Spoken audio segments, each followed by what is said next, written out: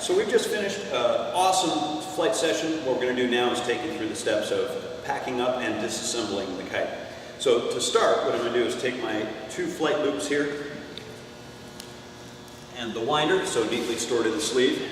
And what we'll do here is take those 2 loops and we're going to put them onto the notch of the winder right here, just like that. And then we'll wind all the way around and either move towards the kite or bring it towards us, either way. Now, once we've arrived at the kite, what we'll do is go ahead and remove the lines. In some cases, you can actually keep the lines on the kite once you become familiar with that, especially if you fly regularly. That'll save you a little bit of time. But the cleanest method will just be to remove. And on the indoor lines, I generally don't use sleeving, the heavier sleeve that goes over the end. But what I do have are little keeper knots. So there should be like a little tail right here on the end of that loop. We pull it, the loop opens, and we take that off. We'll go ahead and go to the other side here, repeat the same thing. There again is our little keeper knot. We just pull on that guy, and it opens right up. And then we'll finish winding up our lines, just like this. And we'll set that aside. Now for the disassembly portion, what we'll do is we'll start by disengaging the standoffs right there. Then we'll go ahead and disconnect the battens, just there. Then we'll move on to the bottom spreaders. They come out of the T-piece. Now, even as I'm removing spars, I want to make certain that they're not in a position where they'll get loose and bump through the sail. So I would not leave this hanging out against the fabric while I'm working with another side. So once more, I've removed the 2 centers, I have them in place, and then we'll remove the outer fitting.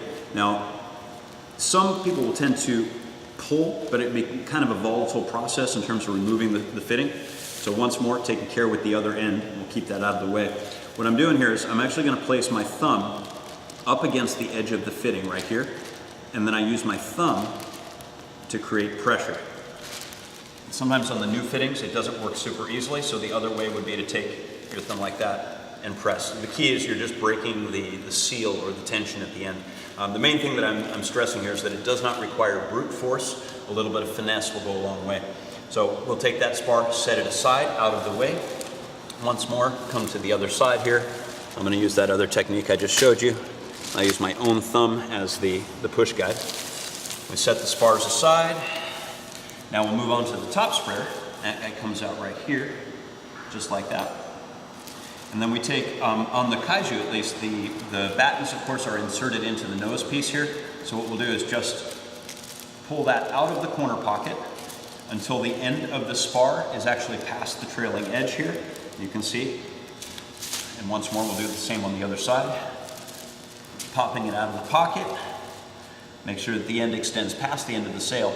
Now, if you were going on a plane trip or something like that and you wanted to pack the kite down very small, you could actually reverse the steps that we followed in the assembly tutorial where we disengage this wingtip tension, separate the ferrule joint that's right here, fold the wing, and then roll it up. We won't take you through that, but as it's fairly self-explanatory, but the same principle applies in both cases. Once you get to this point, what we'll do is take the leading edge, lay it up underneath the T-fitting there, take the other leading edge, lay it up underneath the T-fitting, and then what we're going to do is look for these standoffs here. That's the ones that are actually attached to the edge of the sail. We want to make sure that they're laying parallel with this line inside the sail. We don't want it sticking up here.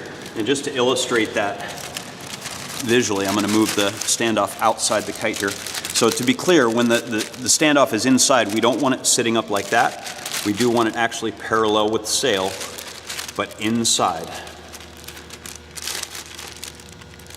Just like this. And then once more on the other side. So now that all of those are parallel, what we'll do is take our extra spars here, lay them in line. So once more, we have the 2 battens, we have the 2 standoffs, and we have the 3 spreaders here. And what we'll do is create a nice open roll. So this is not a tight roll. And the key when you're storing kites is that the tighter you roll, the more creases and the more actual compression you're going to end up with on the sail. So it simply is, again, an open roll all the way up to the edge of the kite. Once more, making sure that the T is out, and that really is a protective measure just to make sure that this isn't rubbing on the sail unduly. And once we've done that, go ahead and take our sleeve, insert it all the way. Then we'll go ahead and secure our line set right into our little storage pocket there. And there she goes. Kite is broken down, ready to travel. We'll see you in the next tutorial.